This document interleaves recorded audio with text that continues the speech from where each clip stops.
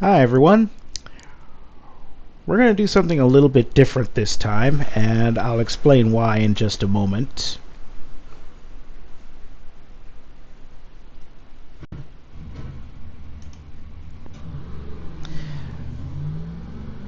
So, as you can tell, I'm doing a voiceover for this one. Please forgive me that this is like the second time ever that I've done a voiceover, so I will screw this up a few times. I'm not a great speaker to begin with. Anyhow, I noticed that my videos are getting like 30 seconds worth of viewing. So what we're going to do is we're going to use this ARCA race at Daytona that I had to re-record anyway due to some sound issues. I'm going to use this as a little bit of an experiment to see how this works, where we use the cockpit view that seems to be the standard for iRacing YouTube. Although, as you can see, I am giving you the exterior view as well. It's not exactly synced up, so forgive me for that, but this is as close as I can get it. Trust me, this is messing with my OCD.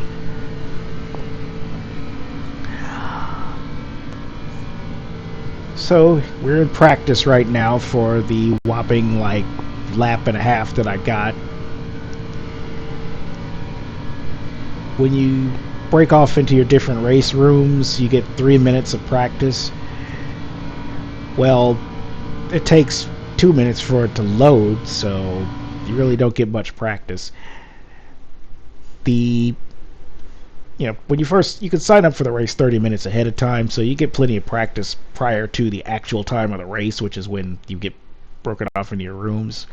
But one of my pet peeves with iRacing is that when it breaks you off into the room, by the time it loads, you don't really have time to do much on the racetrack. But anyway, on to qualifying.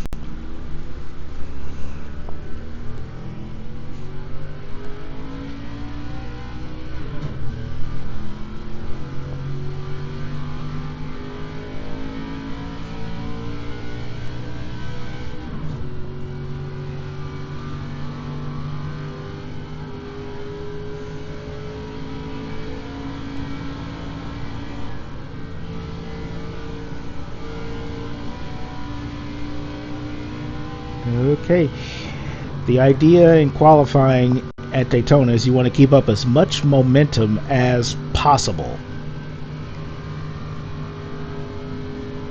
So go to the top and get as wide an arc, make the track nice and long, build up the further you go, the faster you will go at Daytona. You're going at terminal velocity, so.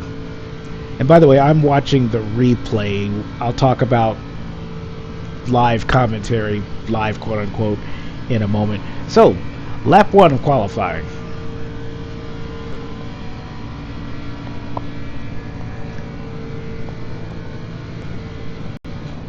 And that was sub-ideal. Remember what I said about momentum? Well, that takes away momentum. Not just from this lap, it screws up the next lap too, because you're not going as fast at the end of this lap and the beginning of the next lap. So, yeah. But, and I'll talk about this in a moment, it really wasn't a big deal where I qualified. I was just making the laps just to get credit for running the laps, honestly.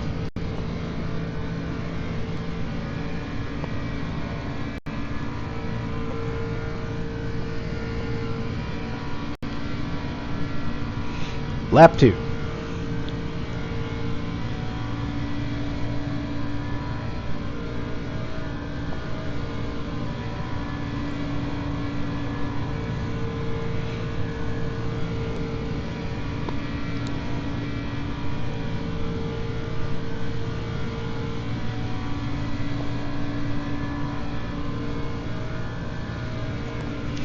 On lap 2, you want to make the track as short as possible, cover as short amount of distance at speed. Distance over time will equal speed.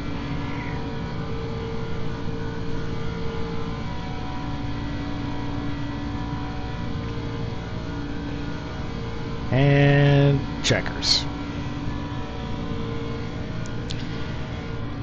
So most iRacers will just pull over to the side, stop, and exit out at this point and wait for the race.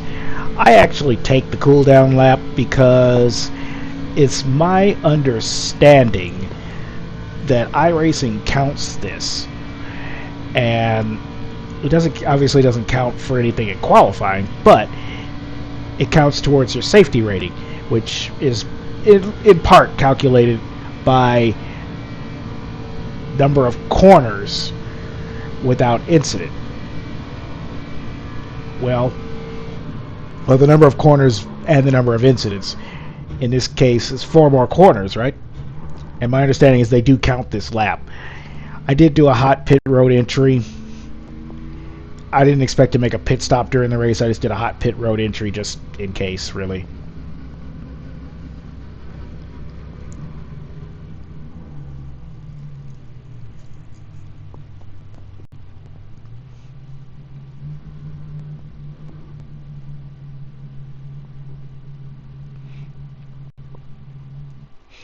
Okay, and now we're going to have a short break before the race.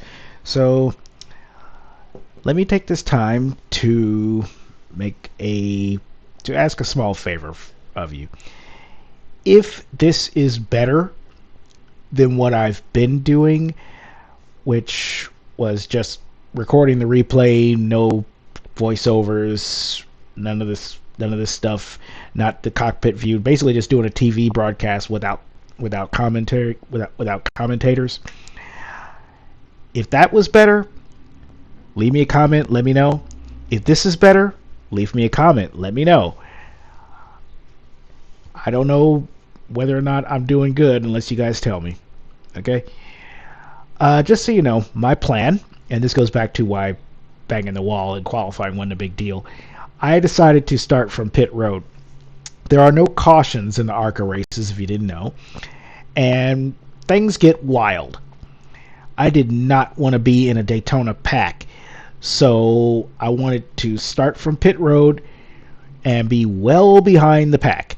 I got lucky that myself and the car behind me, who also started from pit road, car 18, and actually I think there was another car that decided to stick with us as well. I believe it was the 16.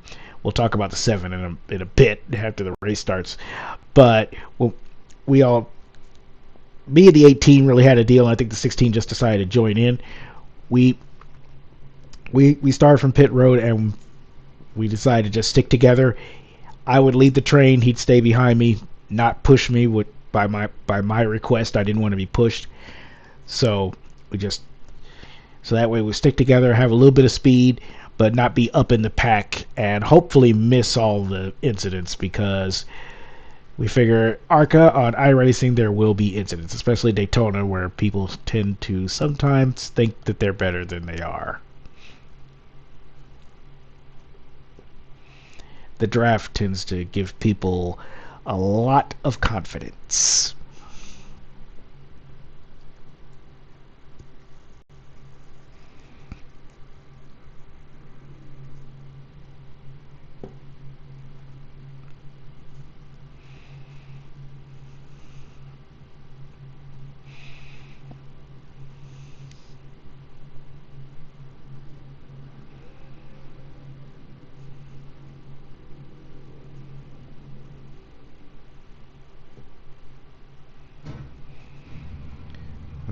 Okay, so the cars are gridding up right now, and I chose not to join them for the reasons I stated. There's the 18 behind me if you look in the lower box. So those cars are going to take off, and they're going to go around on the pace lap. When they take the green, that's when we can leave our pit stalls. So it is a disadvantage in terms of track position, but in this race, I figured best not to be up in the mess.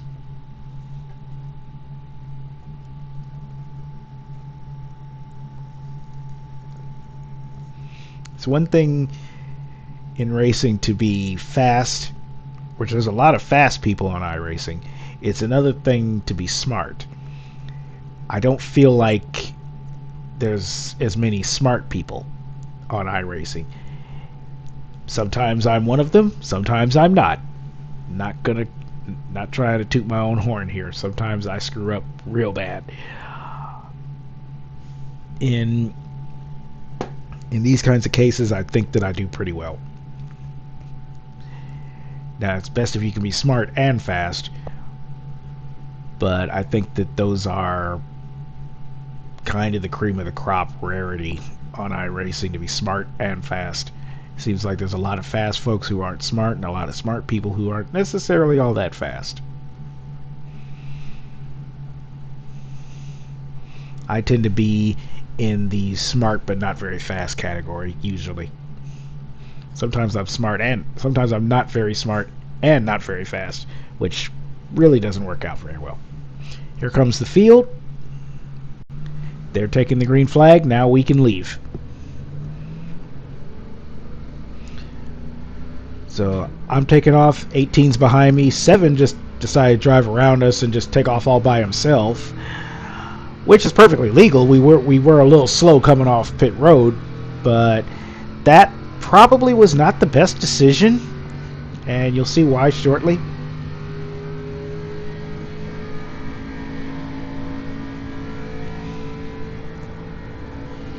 Got to stay on the apron till right here. And now we can pull up on the racetrack, line up, and hope to miss all the mess.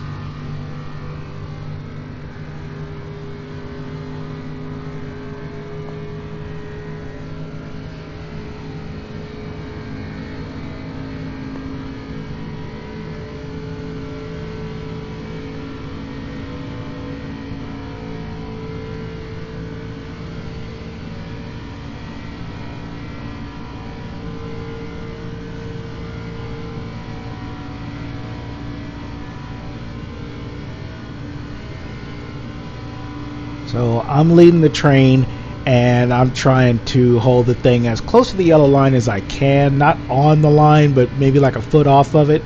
The iRacing setup was a little squiggly, and this is a fixed setup series, so there's not a whole lot that I can do about that. But it was just a little squirmy. Plus, I set my steering ratio very quick, so because I don't want to have to turn the wheel much as I'm racing, so that makes the car wander a little bit in of itself. So yeah, it was a little it was moving around a bit more than I would have liked, but it wasn't too bad, as you can see. Alright, by that car up to P18 from P19.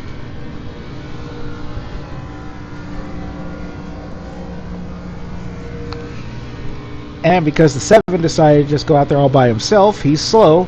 Here comes the draft, right on by.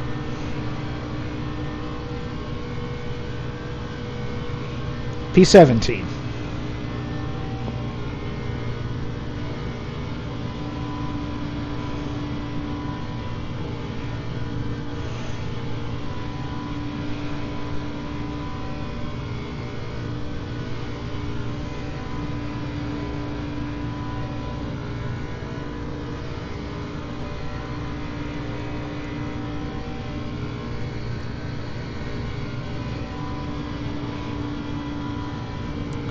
If you look on the scoring pylon, the cars that show L1, that's lap 1, that's those of us who started from the pit lane, so it treated that like a pit stop on Race Labs. Now you see there's another one that shows L2 for lap 2, and there's going to be a couple more. They're going to show like lap 3, lap 4, lap 5. Those are people who I assume were involved in incidents that we were just so far behind we didn't see. And they had to go to pit road, and because they pitted, we went on by. So that's spots gained without having to actually work for them. P15.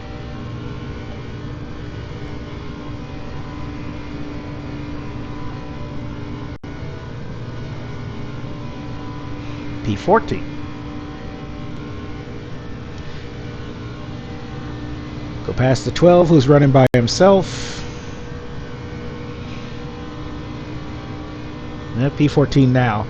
There was a car that was blinking and that messes with the scoring, so my apologies for that.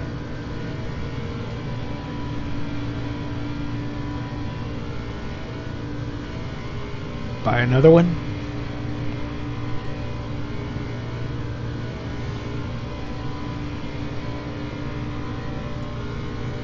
These guys should not be coming up on the racetrack that soon. I imagine they got penalties for that. You're supposed to stay on the apron until you get past this cone up here.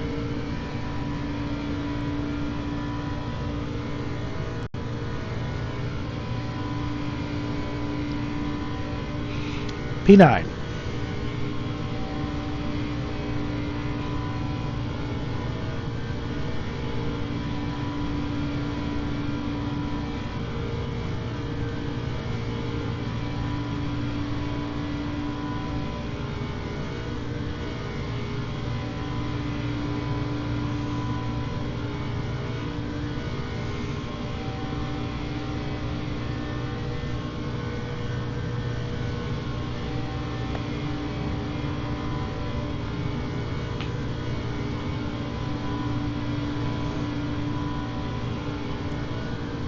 Past the 21 by himself and slow. The 8.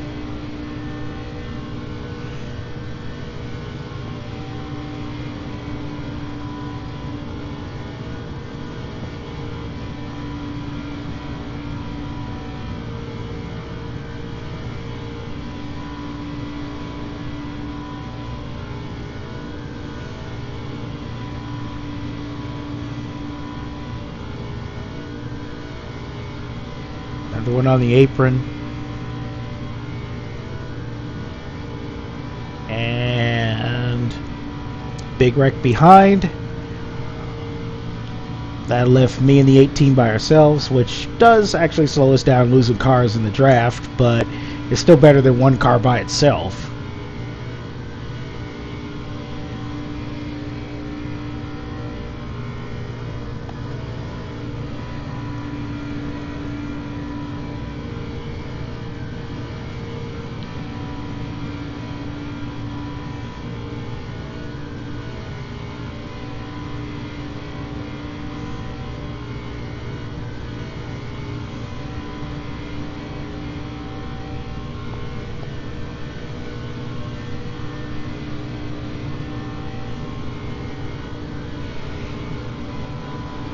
Blow by the 15.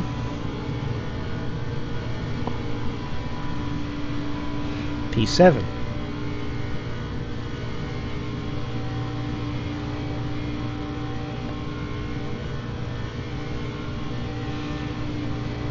I guess now's a decent time to talk about this.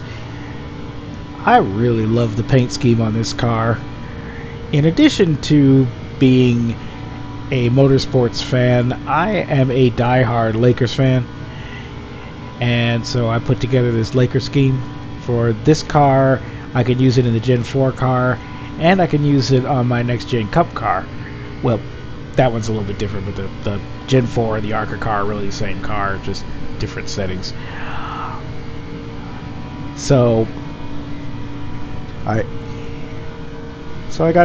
get to run this one while here in the spring of 2023 my Lakers are making a bit of a playoff run, so in honor of them I'm gonna run my Lakers scheme when I can. And if you look on the deck lid of this car, I've got the state flag of California and the flag for the city of Chicago. That's where I was born and the city where I grew up. I don't live in either of those places anymore, but you know, it's an LA Lakers car, so of course I should have the California flag on it, and I usually put the Chicago flag somewhere on my custom schemes because it's my hometown. So yeah, I like the look of the car. Of course, I mean, I made it, but still, I love it.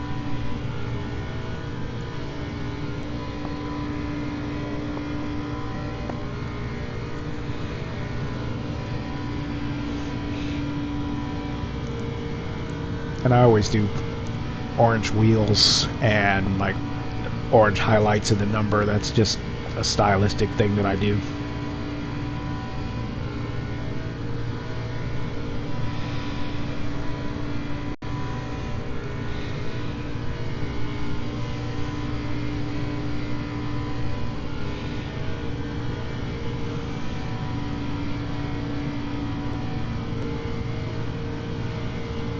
So we're P7, and at this point we're pretty much just on cruise control.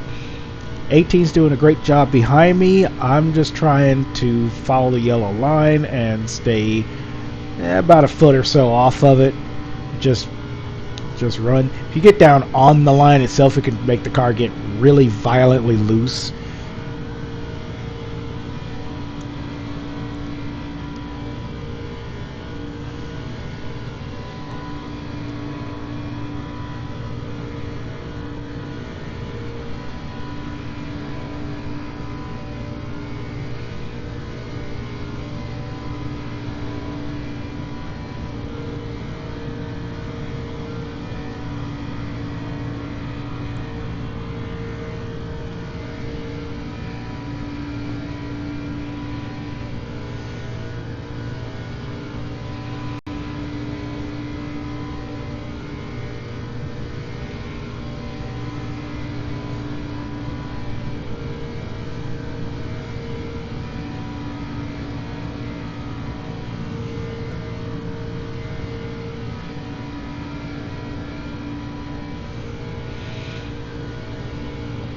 I'm seeing the lower box freeze a couple of times. I'm going to have to try to work on that and figure out why it's doing that. It's the second time that I've recorded this and it's done that, so I'll figure it out. But again, please forgive me. This is still new for me trying this.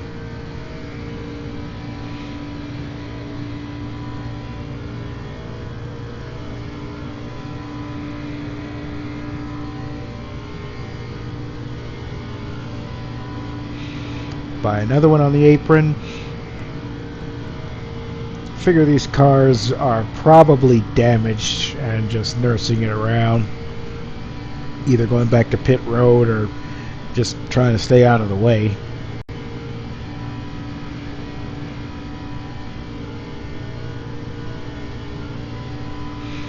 Must have been one on pit road because we gained another spot, P6.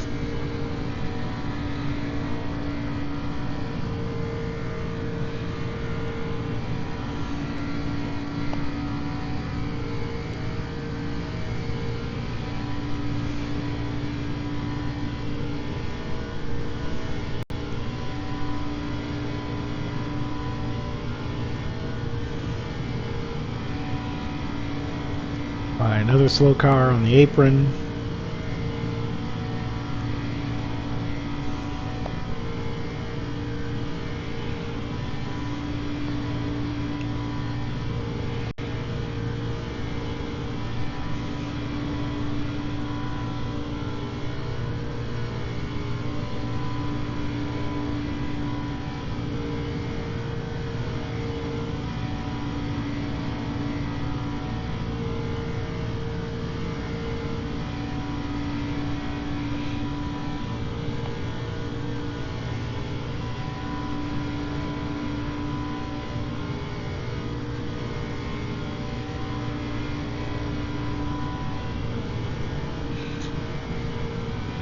This guy in the 18 is Stephen Almany.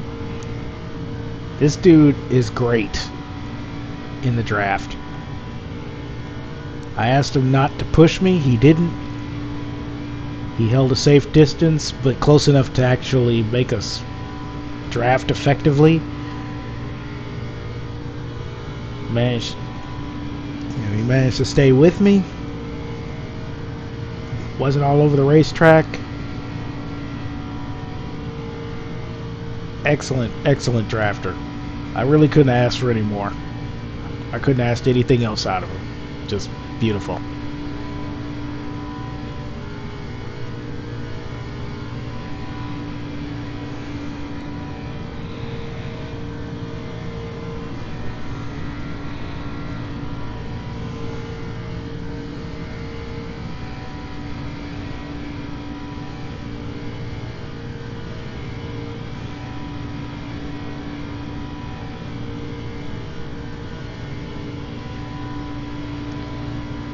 Now, keep an eye on the 11 car on the pylon, and in a moment, he's just going to drop anchor.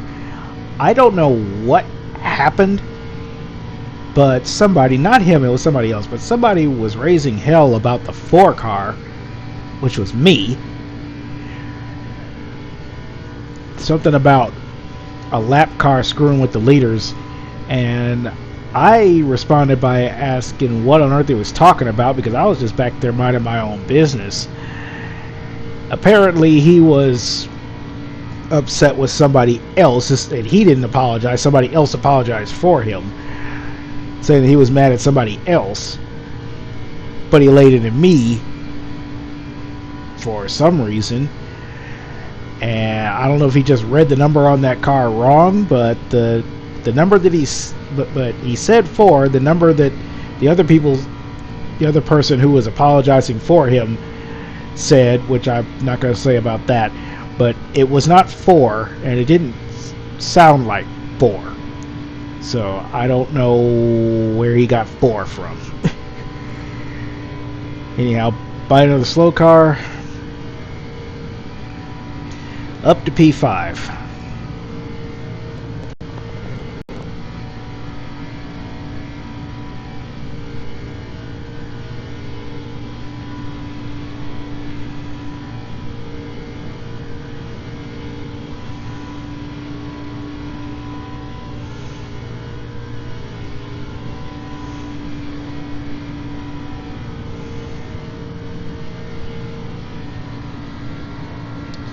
So we're on the last lap now, and I'm figuring this 18 behind me has 1 position in front of him, me. I thought he was going to pull out down the backstretch, but as you can see, he didn't. Now we came up on this lap car who went to the bottom for some reason. This is not the time for lap cars to go to the bottom. And then he pulls up. I don't know why. Anyway, checkered flag. And here on the cool down lap, I was trying to tell the 18 thank you for drafting me the way he did, but all through the race, from start to finish, it was like a conversation between this group of friends who never let anybody else get a word in edgewise, really, except for that one point when the guy was raising hell about me, and it wasn't even me who was involved in it.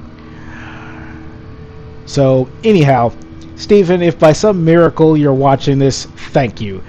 You did great.